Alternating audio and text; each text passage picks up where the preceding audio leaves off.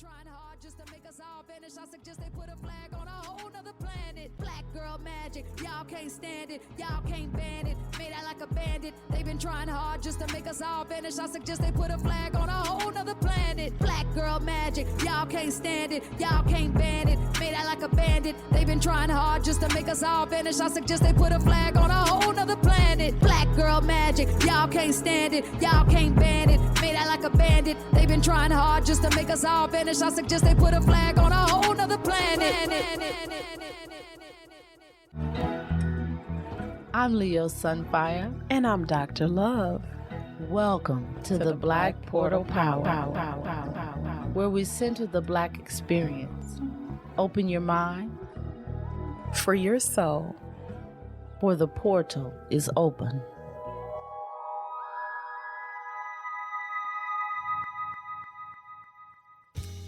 Well, hello, Black Portal Power listeners. We have missed you all tremendously. Hey, y'all. Hey, y'all. Hey, y'all. Hey. Hey.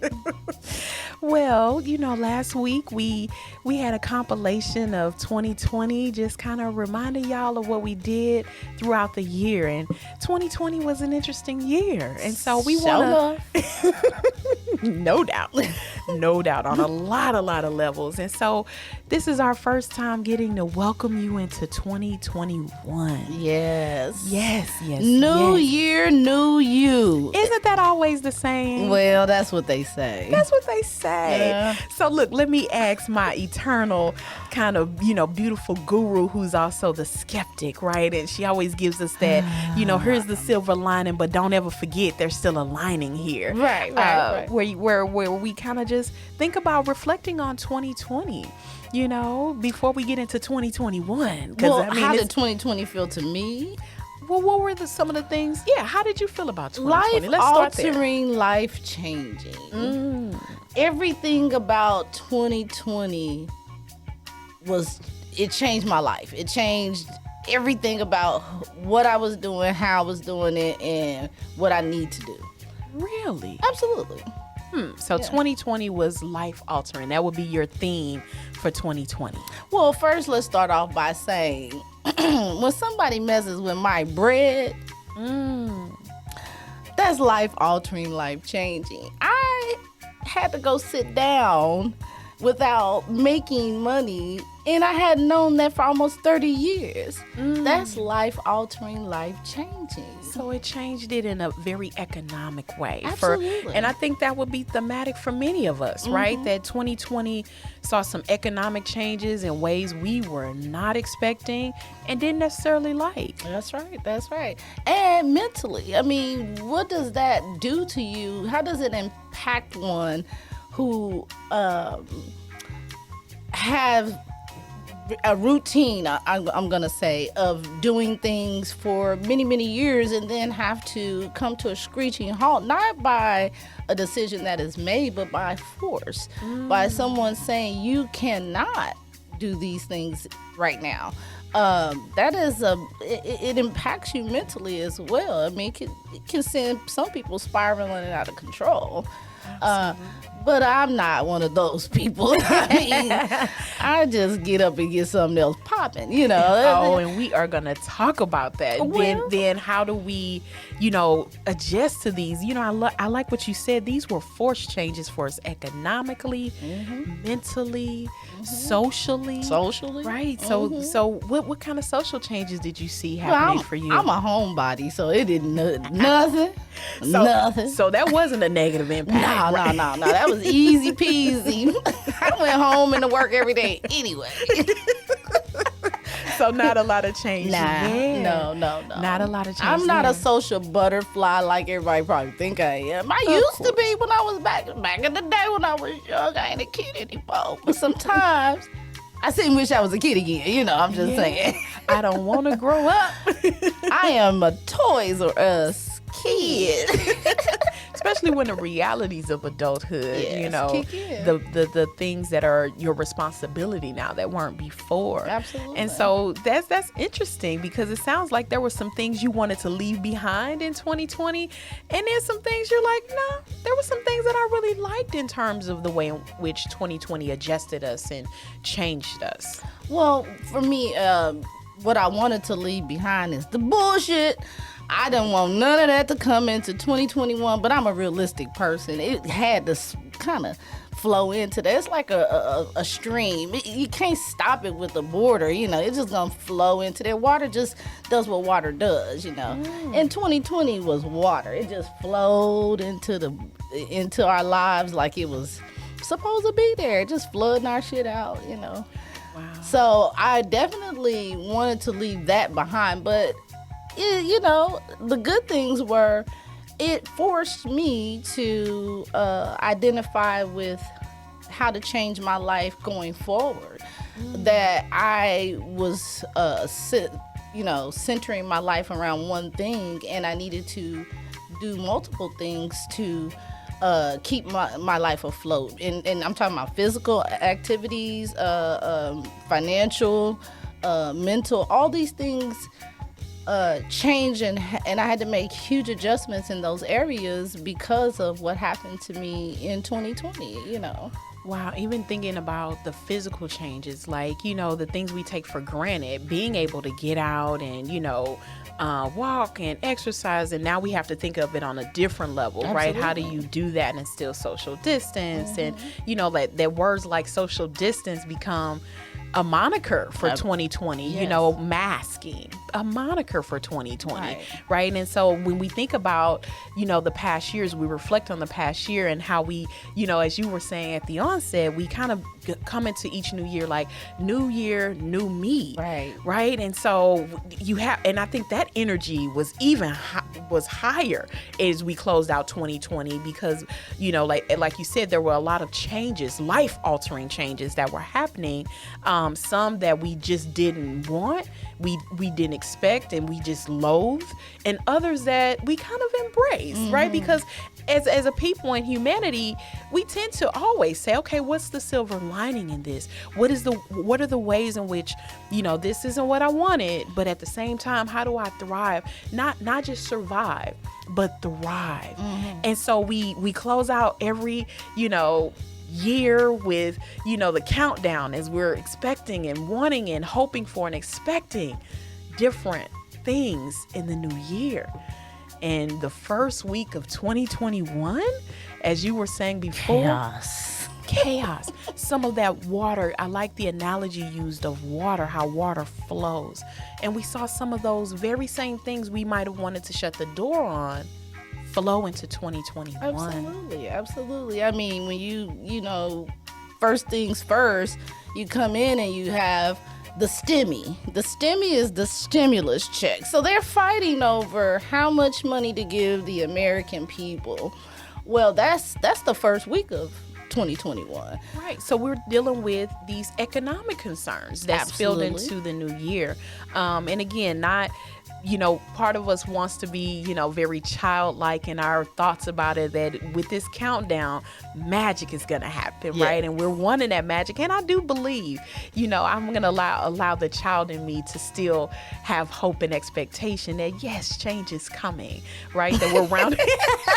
Oh, did she laugh at me, y'all? Did Leo Sunfire laugh at me? There is a change coming, but, go ahead. Just that hopeful optimism.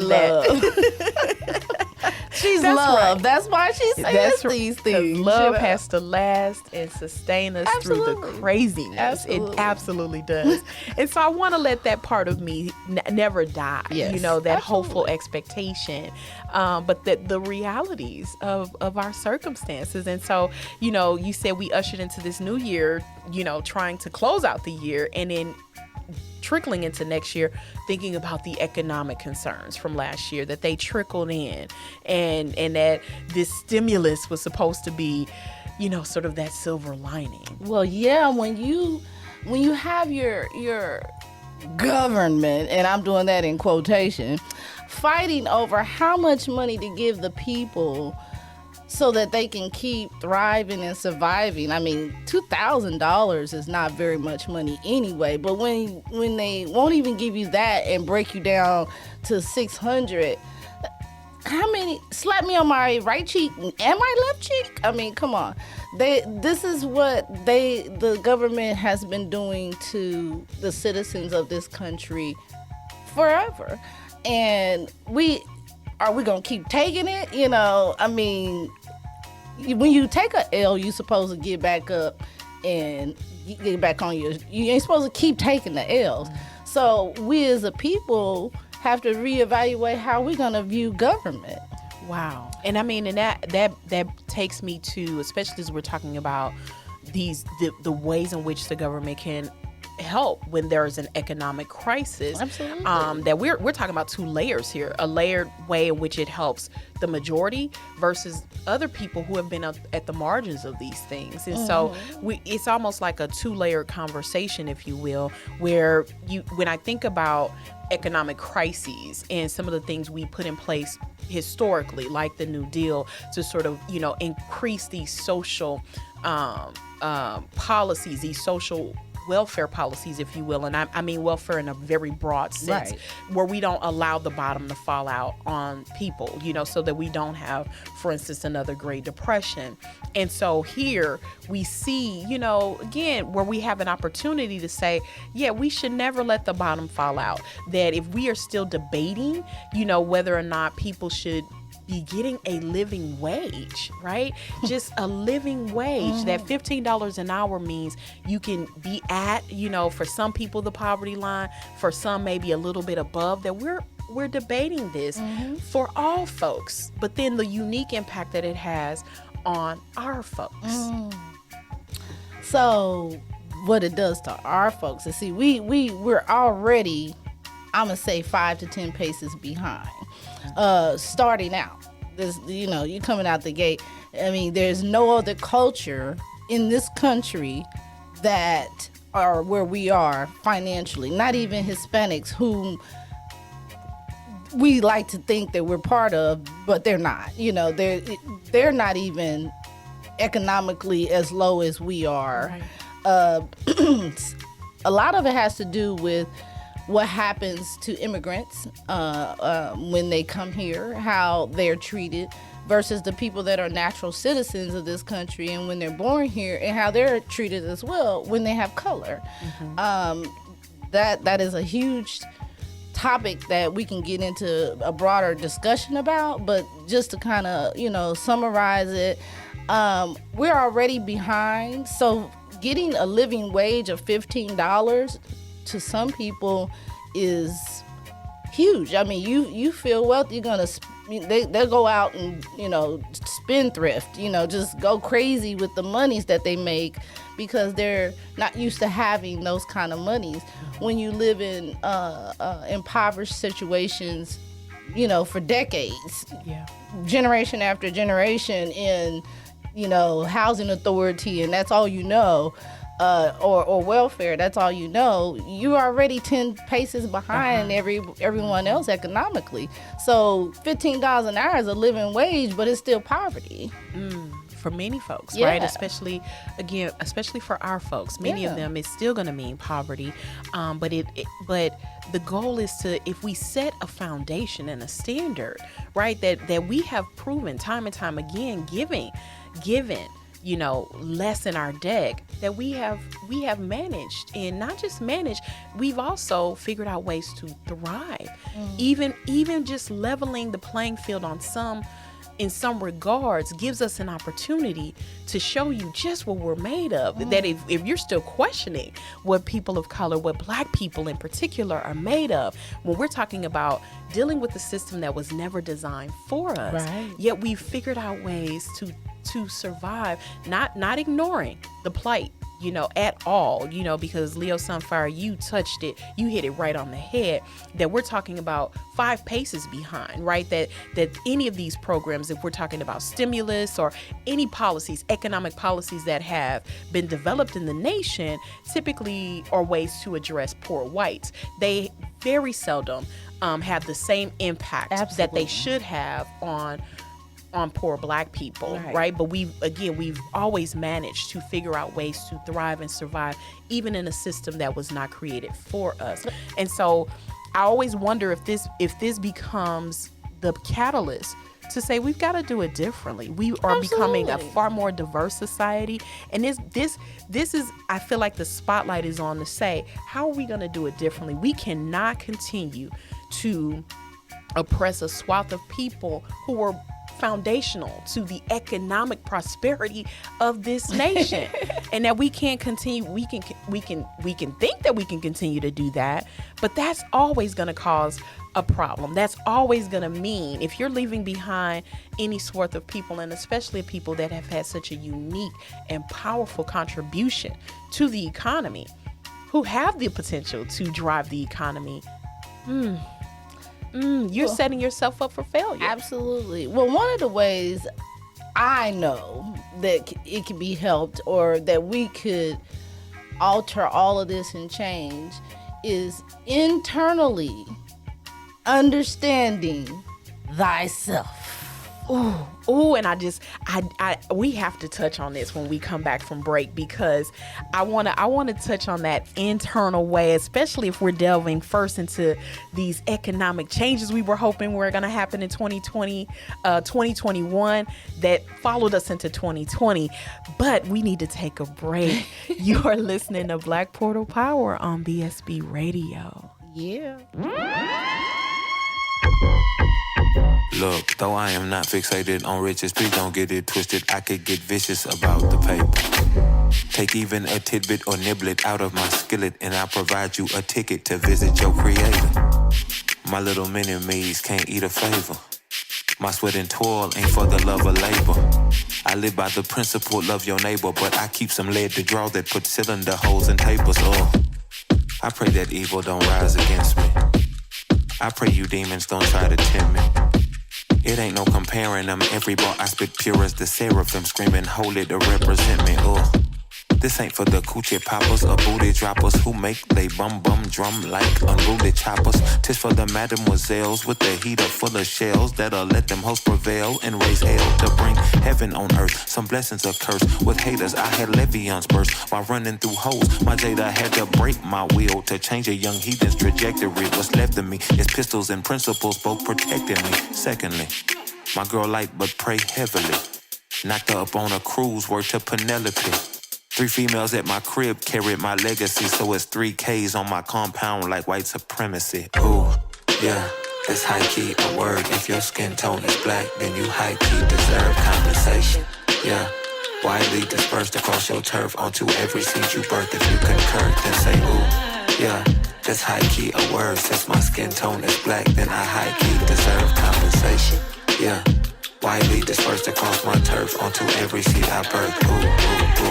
It's young nail on the beats and the bars though. Clean as bar soap, black as charcoal, tar roads and cigar smoke with every bar spoke from my lips. Hope your eyelids allow your iris to see the flow is one with Isaac, Jacob and Abraham daddy. Gon' get your cake up, but don't take up all the space in the valley. You good for mountaintops as well. It's countless attacks from hell on those mounted on the back of the counselor who counted heads on your high fade, low fade, no fade, box braids, crochets. Can't really think of more ways to reassure you. They'll avoid you in public but secretly adore you. Cause your aura couture no matter who ignore you or who pay attention. Listen, you can bet your pension you was born to glisten till the day you lay in stiff and pine. I know all skin folk ain't my kinfolk, but the ones who are and ain't got no heart, wish I could dig inside and give you mine. Cause it's hard as hell for those I hear that's melanated. That's why my brother clapped for me like I just graduated. Do your research, don't just get your baby vaccinated. These demons want you acclimated and evacuated. Ooh, but if you understand, you shouldn't do no stressing. I believe in God, my squad, and my Smith and Wesson. If you try to touch my husband's son or my brethren, you'll have an arm over your head like you just asked the question. Ooh, yeah, that's high-key a word. If your skin tone is black, then you high-key deserve compensation. Yeah. Widely dispersed across your turf onto every seed you birth. If you concur, then say ooh, yeah, that's high-key a word. Since my skin tone is black, then I high-key deserve compensation. Yeah, widely dispersed across my turf onto every seed I birth. Ooh, ooh, ooh. Morning sunshine, welcome to reality. I tried to wake you, but you were sleeping so peacefully in your fallacy. Quite casually, I got 7 uncolonized names to explain my gallantry. I'm a galaxy, but for short, you can call me your majesty. Some of y'all new blacks act so surprised. So 2020 took all them cataracts off your eyes. Now you got perfect vision, see clearly through the disguise. No need for pantomimes or alibis. The revolution is televised. This the year of discernment. Popping off, we burn it. Now you gon' pay everything you owe. The little Riley said, cause I earned it. Perm tips with the new growth. Breaking out of that loose hole with the truth glow. Shining like new money, I got the juice hoe, so you gon' have to pick sides or divide up into tribes. Not by skin, but by your mind. Is you Satan or divine? What's your ideology? Either change your behavior or save your apology. I spit it like I got to get it, I'm gone. I rip it like Rami right off of the bone. Pull up on your mama and grandma alone. Let you know what type of F that I'm on. Mind blown, 5 in the moon. Lost in a rabbit hole, can't come home. Found out that everything you was ever taught, everything you thought real was wrong. Found out that everything you was ever taught, everything you thought real was wrong. Found out that everything you was ever taught, everything you thought real was wrong. Yeah. Ooh, yeah. That's high key a word. If your skin tone is black, then you high key deserve compensation. Yeah. Widely dispersed across your turf onto every seed you birth. If you concur, then say ooh, yeah. That's high key a word. Since my skin tone is black, then I high key deserve compensation. Yeah. Widely dispersed across my turf onto every seed I birth. Ooh. And we're back. We're here today to discuss the newness of 2021 and the oldness of 2020 and how they intertwine with each other. Absolutely. Bringing some of that oldness into the newness, right? Within the first week. And you were talking about, one of the first concerns in 2021 was these economic concerns that followed us, into the new year, and our government having to debate and even decide on how do we stimulate the economy? How do we not even just stimulate the economy, but put money into people's pockets that were really dealing with some economic crises in 2020. And, one of the things you were saying is that the government is still arguing and debating over just baseline minimums. And they gave the bare minimum. Bare minimum is what they've agreed on so far. Mm-hmm. Absolutely. Almost nothing. Then we've got to figure out some internal ways to deal with that. Well, one of the things that you got to work on is knowing your worth. Individually and collectively, knowing your worth. If you don't value yourself, then you shouldn't expect anyone else to look at you and say, well, I'm going to give you more. You deserve more. Let's figure out a way to get you more. If you can't even figure out that that's what you deserve, that's who you are. And it's levels to this for so many people. Some people think they're worth millions of dollars doing janitorial work, and that's okay. If you feel that way, create a business that gets you millions of dollars doing janitorial work. But you can't go and ask a company to give you millions of dollars to do janitorial work through their company, because that's not going to happen. So that's an internal thing as well. If you can't create wealth within yourself, you can't create wealth for someone else. You're just working a job. I mean, I'm working a job right now. I'm an Amazonian, y'all. I'm just saying, but it's a way to keep my money flowing in right now till my mastermind or my master plan kicks in. Mm-hmm. So I'm right now, I know my worth. I know my value. I'm creating and building steps to get there so that I can lay my shit out, And I'm loving that, because what you're saying is that, one, we know how to generate wealth for our society. And I think we can evidence all the way around the ways in which Black people have generated wealth. In fact, this nation was generated off the wealth. This nation's wealth, let me say it correctly, this nation's wealth was generated off the labor of Black folks, period. There's no debate around slavery, right? That we're talking about the labor of Black people building the wealth and the economy of this nation. And so that there is a unique contribution that we have. And so when you were saying what individuals can do and collectives can do, we know how to use our labor to generate generate wealth for others. The ask in return is in how do we reinvest that back into our communities? How do we, those who benefit from our labor, benefit from our contributions, then have to, the way we do this as a collective then is to say, and now it has to feed back into our communities, that if you are asking for our support for various things, political, economic support, then you have then the ask in return is to reinvest it back into us. Compensation. It's not hard.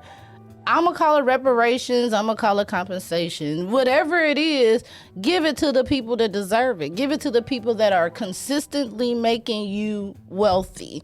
But we don't know our wealth. We haven't identified what it is within ourselves, our communities, that keep creating wealth for others. We have to generate that same wealth within ourselves, within our own communities. We don't trust one another enough to do that. We don't want to see each other rise enough to do that within our own communities, and that is a mental illness. It absolutely That is an illness of our minds, to not want to see each other do better, have better, so we can do it collectively as a community.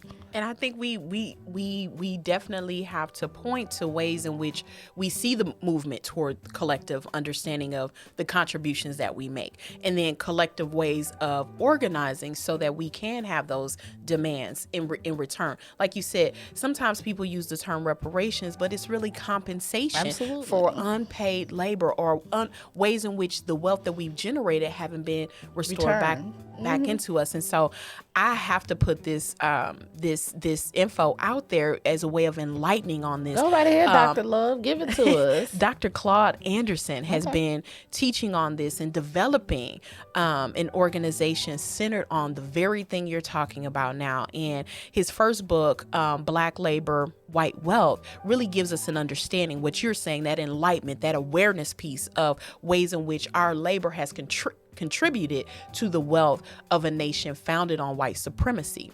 But he also wrote a second book and lays the foundation for his organization. The second book, Powernomics, where he lays out, here are the contributions that we have made, and here's how we develop and make demands on how it has to come back to us, because we are constantly contributing to the economy. Always contributing to the economy. And now this gives us more than enough ways of them having some demands in return, because this economy doesn't exist without us. And when, like you said, that internal self-awareness of the value and contributions that we make, these things are not hard to evidence, and he does this very well in his work. And then he also devises a platform by which we can do this systematically. And so again, I'm going to say, for any who are interested in this topic, check out Dr. Claude Anderson and Powernomics. And you'll see, again, some clear-cut developments and plans, things like buying black our blocks, right? And I know that sounds like a play on semantics and words, but again, buying back homes within our communities, developing businesses and organizations within our communities. We already have these infrastructures in place. Gentrification has been taking place within our communities because we won't buy back our blocks. Gentrification. And we get mad. We look at each other around and we gossip. These white folks coming down in the city. Listen, they coming down in the city because they know the worth of what you have. You live amongst these things, you're surrounded by this stuff, and yet you value it not. So if you don't care about it, we'll come get it. That's what they're saying. So if it's time for us to build our communities back up, understanding land rights and obtaining those things. Share within your communities business ideas and create those businesses and develop those businesses. You don't always have to have a community center for children. You put kids to work by going out there and creating gardens, and you put kids go out there and let them sell their creativity in your community on the sidewalk. I mean, there's kids have ideas that we can't even fathom. Absolutely. Yeah, but we're not pushing them and focusing them to create wealth within themselves already, you know. And I think we see evidence of that happening. I think we already have this infrastructure in place. Yes, there are certainly some areas where we know we need to develop this more, but I'm amazed when I see young entrepreneurs, young Black entrepreneurs, and we can call them by name. We know that infrastructure is there. Yeah, yes. Now, that's like true. what you're Very saying, true. Leo Sunfires, we got to put it into action globally, right? Yes, And collectively. absolutely. That this is no more time for us delaying this, because again, our livelihoods, our very existence can be at stake if we do not. And I think,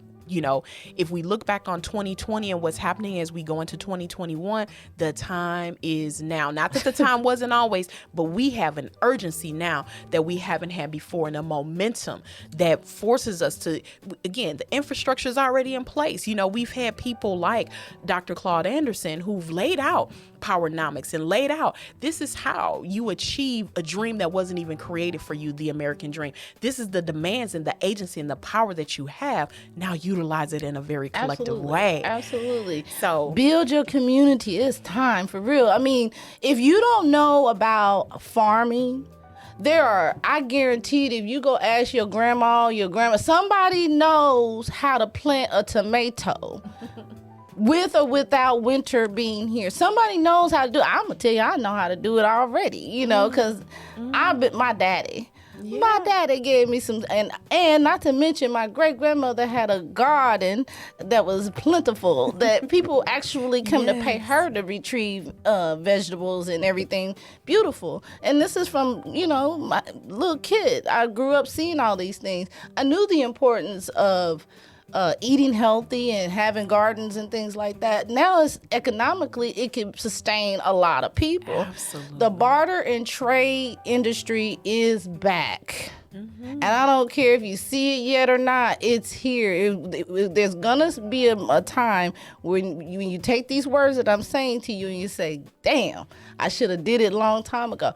Now is the time for us to take action in all of these arenas of our lives, whether it's something that we really, really, really cherish, something we really, really want to do because we love it, or something that we need to do for survival. Absolutely. And that we've dominated in these areas. We've shown our ability to not only survive but thrive in these areas, whether we're talking from farming all the way to CEOs of businesses, that it all comes together in terms of our collective agency and power. And I think that is such a beautiful phenomena. And so, well, to me, it's all the same, because farming creates supermarkets, and supermarkets creates, get with me, get up there, the dots, put them all together. The It's a community effort. If you just sitting up there and saying, well, let's farm, then you're talking about farming. If we talking about let's just make clothes, you're just talking about you can have all of the very things that you depend on the government and all these other entities for in your communities.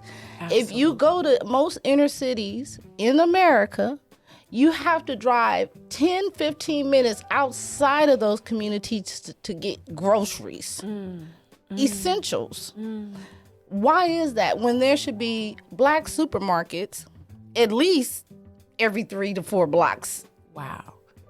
Again, connecting those dots and realizing this is the power. That it was always there. It's really about collective organization around these things. And this is how you flip the script on political pressures, government demands. You put them right back in their place because, again, you have your collective power and agency to speak truth to these supposed power organizations that really rely on you, rely on your community. They have historically and they do contemporarily. Yes. Like you said, knowing our value, knowing our worth. And I love the way you connected the dots there, that these things are not siloed in any way. They connect, they intermesh to create a beautiful, beautiful tapestry that has always been there of the Black community and our unique and important contributions to this landscape, to this country, to this globe. Absolutely. One of the things that it's funny that you say, one of the things that within our culture, our ancestors did is within Africa and here in America during slavery time, is that quilting and intermingling threads is what they do to create beauty, colorful beauty and everything, and to actually send messages. One of the things that the patchwork quilting that you still see in your grandma's house or something like that, that is one of the ways that slaves communicated with each other. And told stories. That's right. So if they were telling us, if our ancestors were telling us, intermingling and bringing things together is a way to create a story, tell a story, communicate, talk, speak without words. Why can't get that?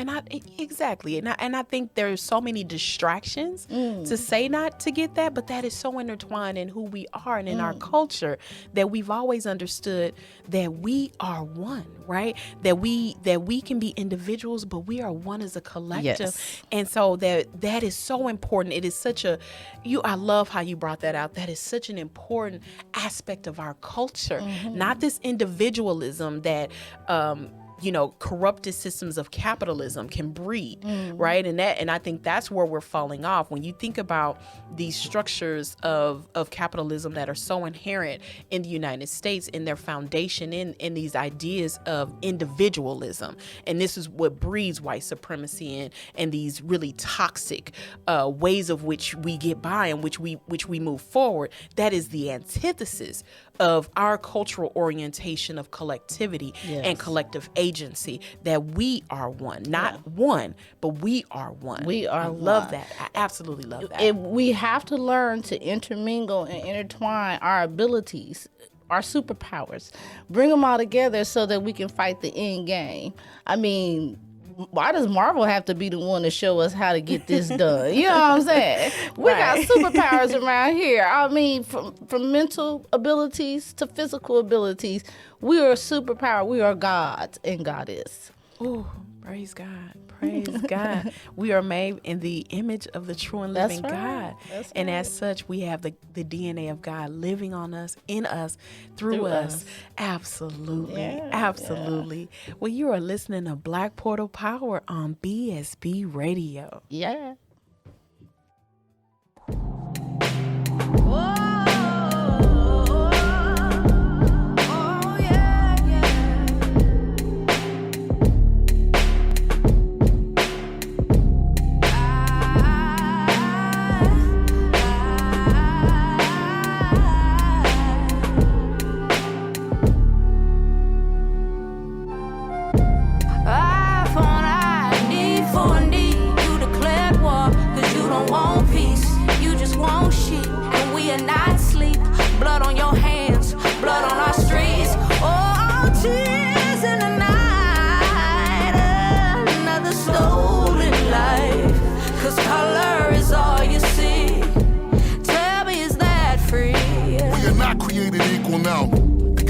If I offend a couple people, yo, the fuck is we watching us never in the sequel for? Let me wipe these tears and speak the truth to all my people out.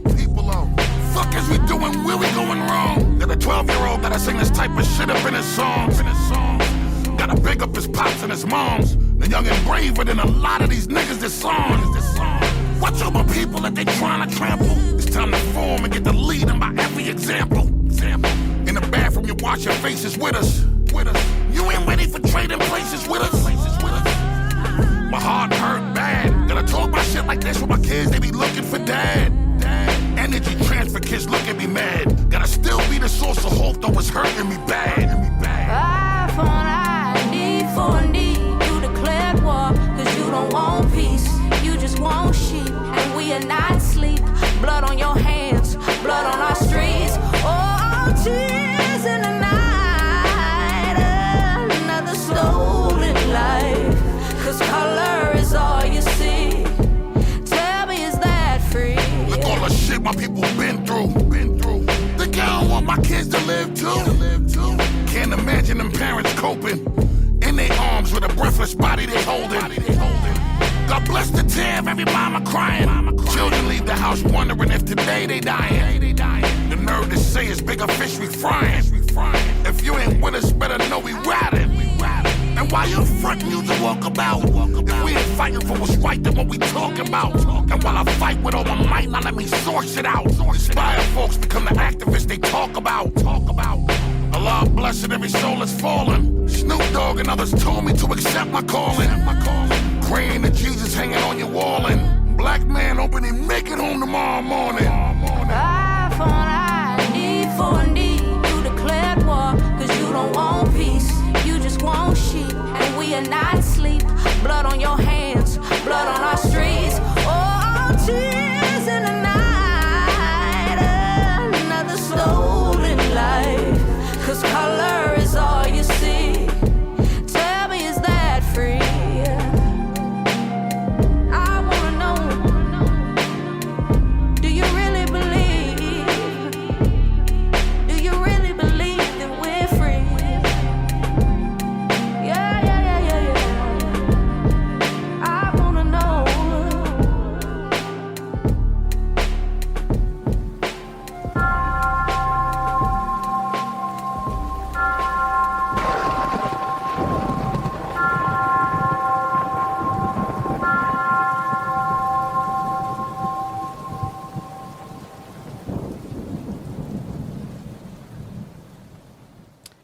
And we're back.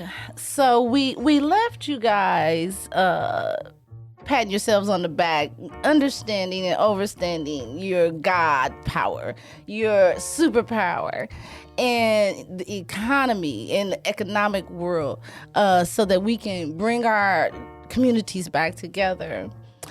But we have bills to pay, and there's always a bill on Capitol Hill.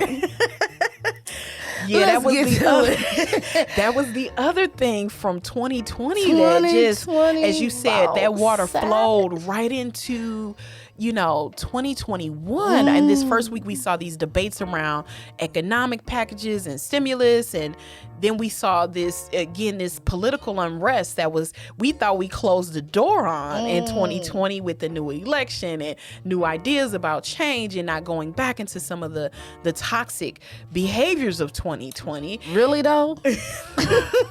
and it did not want to let go. And that, what happened at the U.S. Capitol was a demonstration again of some things from 2020 we wanted to close the door on, and it didn't.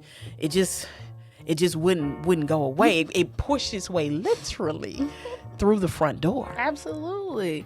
I mean, what did we expect was gonna happen? You have people that they invest everything in politics and their parties, and they believe in it so much that they're willing to risk their lives, their freedom, to go out and riot and loot on the Capitol of all places. Wow. That's how strong the illness is, and I'm speaking of mental illness. Now, I have to be careful on which I use the word the term mental illness, but I'm gonna, define for you what the word mental illness is. Mental is pertaining to the mind, characteristics of intellect. Illness is this dis-ease, sickness, ailment, and bad moral quality. Mental illness, because that's what we saw. When you go and march and people riot for a life that was taken because of the injustice of that life that was taken. It's a fight for equality or some justice for the injustice that has been done.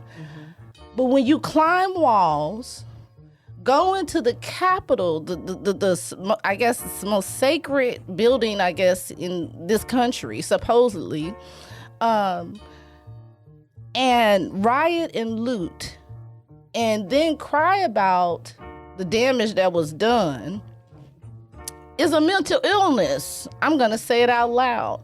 I just gave you the definition of mental illness.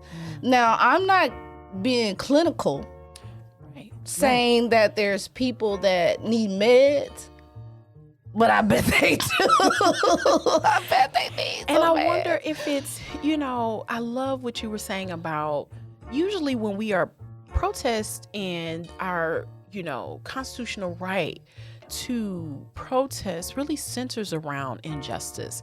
And that injustice, I want to use it in a very objective way where we can say this is something that is happening to some people and not others. This is an injustice to all of us. If it's happening to some, it can happen to all others. And that the way in which we fight against that is to protest, is to say this is not based on a fair and equitable system, right? And so you push back politically against that. Well, what happens when you are fighting against justice, right? That I know some people may want to spin this in a different way, but we had an election.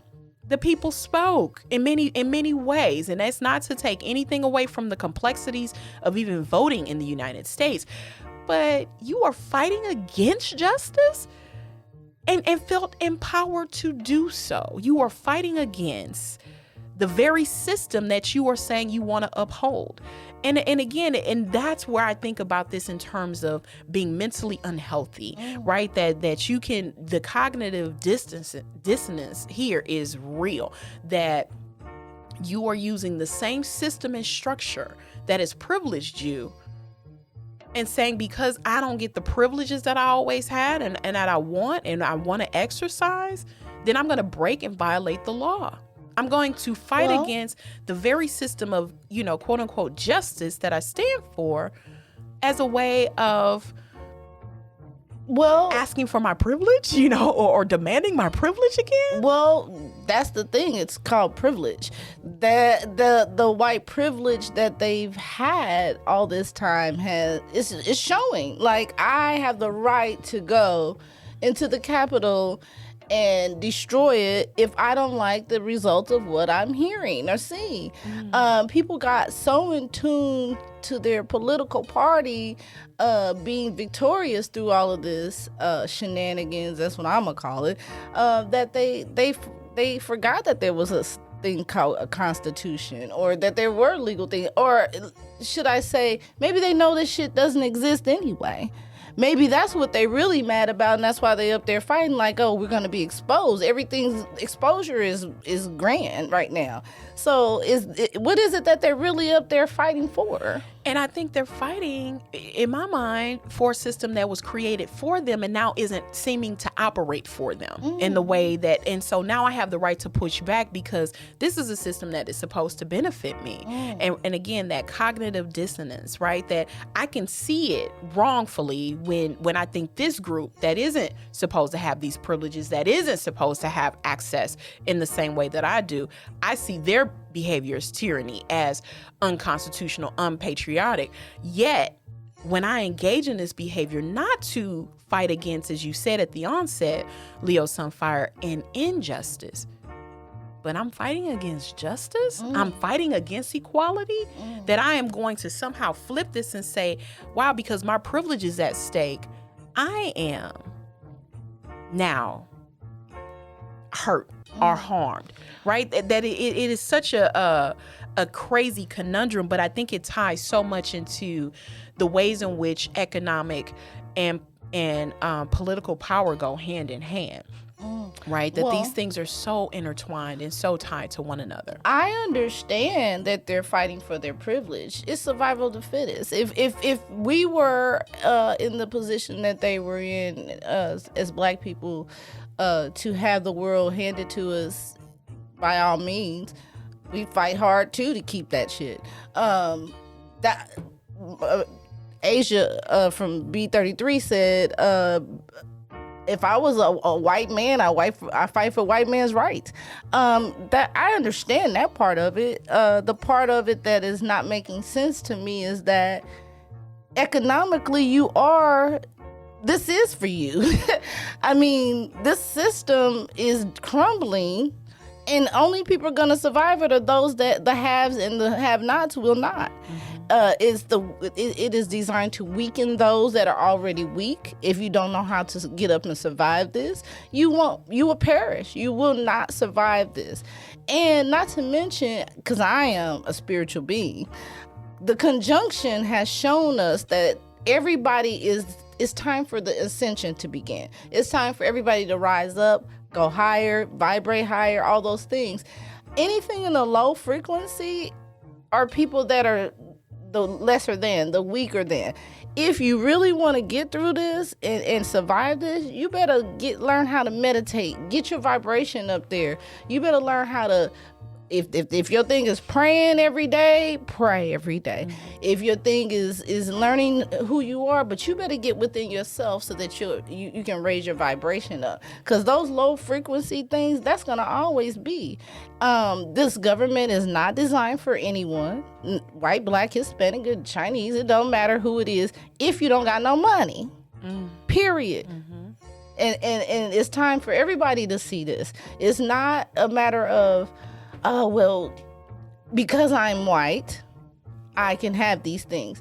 No, if you're poor, you won't have those things. And I think that's really, really a good point that you're bringing out there in terms of how even for those who think they are fighting against sort of they're fighting against their privilege, right? Or fighting against something that seems to be taking away their privilege, that it's a privilege that they don't even possess and own right now.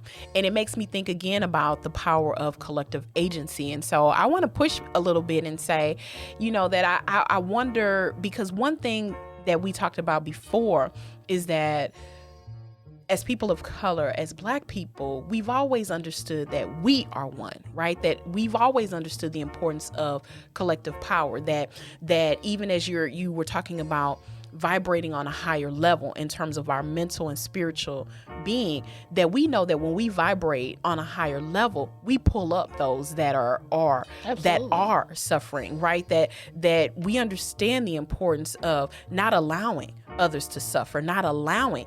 And I think that is what has been the role of, the powerful, the political and economic elite, right? If we're talking about the 1%, they know that if those groups ever understood their commonality, and that, again, that's not taking anything away from, one thing I don't want to ever undo is take away from the unique contributions historically and contemporarily that Black people have paid to this nation as it became a nation, that it was built off of the labor of Black people.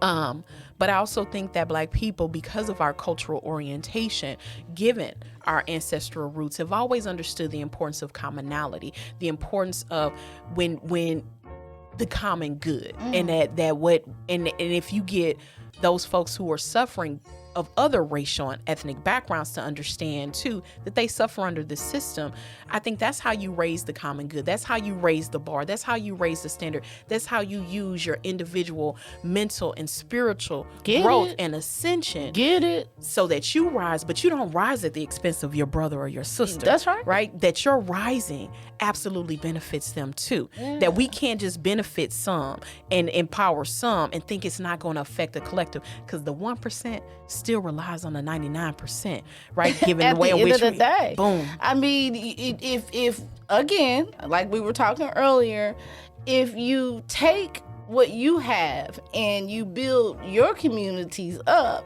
you will no longer rely on the government and the other entities that are controlling you or keeping you down so that you can't rise up.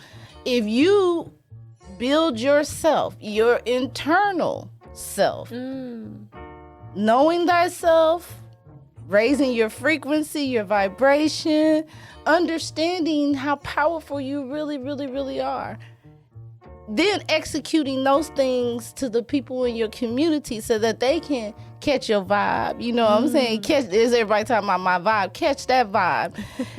They catch your vibe and understand those things within themselves. You have a ripple effect of high vibration through your community, which means you can grow and empower yourself without the entities of the government. And those entities then realize, hey, your foundation are these folks, right? Period. That again, there's no separation, right? That we keep trying to divide this thing and then relying on divide and conquer politicking as a way of keeping the divisions there. And these divisions never were. They are superficial. They are artificial. They really do not exist because one entity can't survive without the other. That if we're talking about the 1%ers are relying on the 99% labor in order to sustain that wealth. Right. And so now we begin to, what you're saying, we begin to flip it. And now we don't have a government that is philosophically about democracy, but one that in its reality is a democracy. It is a representation of the very people. Yes. That this is how we flip the game, the way it was philosophically written, right? Where it said we the people, and now it really does mean we the people, not free persons, right? Not those who have power, who have property, who have land, but we know that those who have power, property, and land have it at the expense of the laborers, right? That's right. That the way you define American capitalism is to build wealth at the labor of someone else. But when we get to this realization that the wealthy don't exist without the laborers don't exist without the wealthy, that this is a combined reality, that the wealthy cannot even derive their wealth without the laborers, and that the laborers have to now pull back and say, no, that wealth belongs to me. We need a more equal distribution of this, and that we are the larger group. That's right? And that you cannot continue to survive and consume and just grow fat off of the labor of the plentiful, right? The people who allow for you to be plentiful. And so I think this all has a way of redirecting the narrative. Now the government is a representation of the people, of the collective. The government is a reflection of its populace, not the other way around. Absolutely.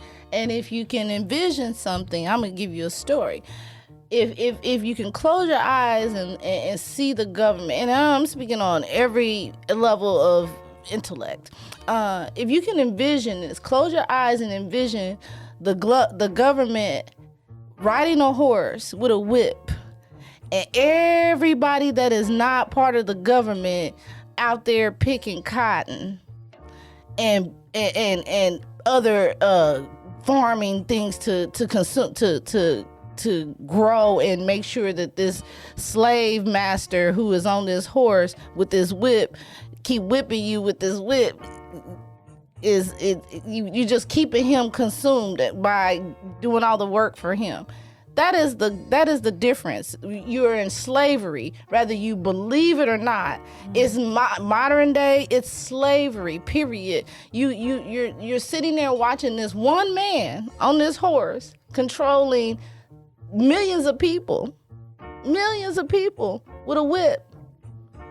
Is that something we're going to keep living through as people? Or are we going to say, no more, and get that slave master off that horse?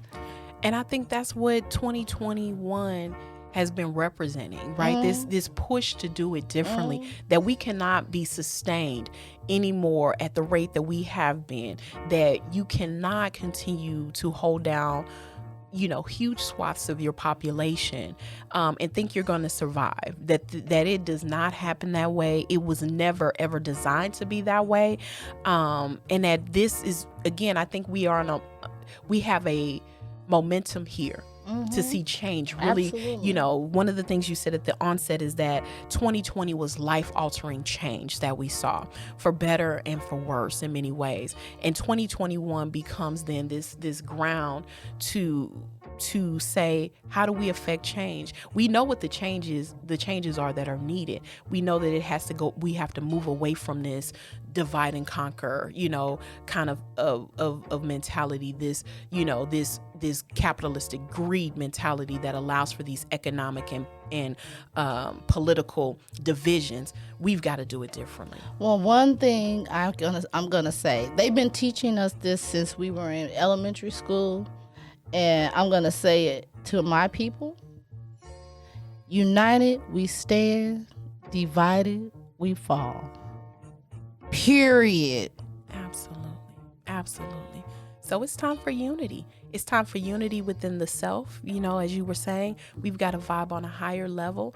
We've got to not have these external toxicities become a part of who we are internally. It's time to change. It is time for change on massive levels individually, and understanding how that individual change allows for collective growth, collective and a better unity within our communities. And we know that if our communities thrive and survive and thrive, that's going to mean a collective change in this landscape.